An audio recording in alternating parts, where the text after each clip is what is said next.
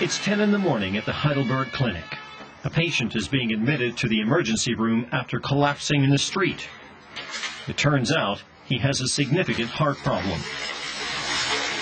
The doctors and nurses on the cardiac ward are well prepared for this kind of emergency. They respond quickly. Head doctor Professor Christian Zuk operates regularly on high-risk heart patients like Michael Lang. The 50-year-old suffers from a serious heart complaint and has already been through surgery.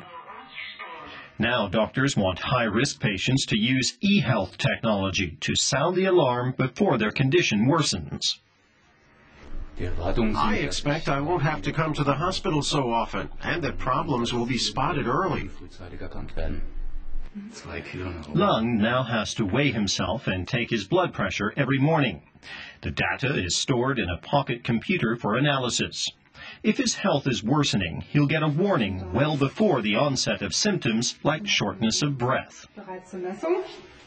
If we see that a patient gains 200 grams a day, that's something he wouldn't notice from day to day. But if we have a record over the course of 10 days, which shows he's suddenly gained 2 kilograms, the computer will send a signal to the doctor in the care center.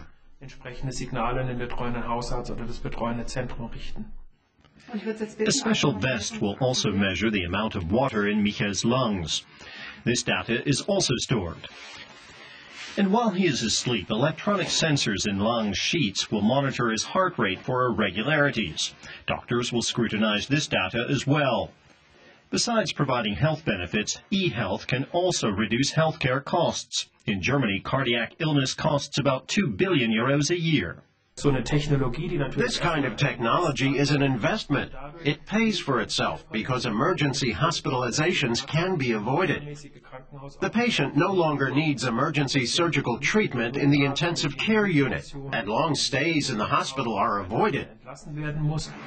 Michael Lang only needed an hour and a half in the clinic this time, and his next appointment isn't for another few months.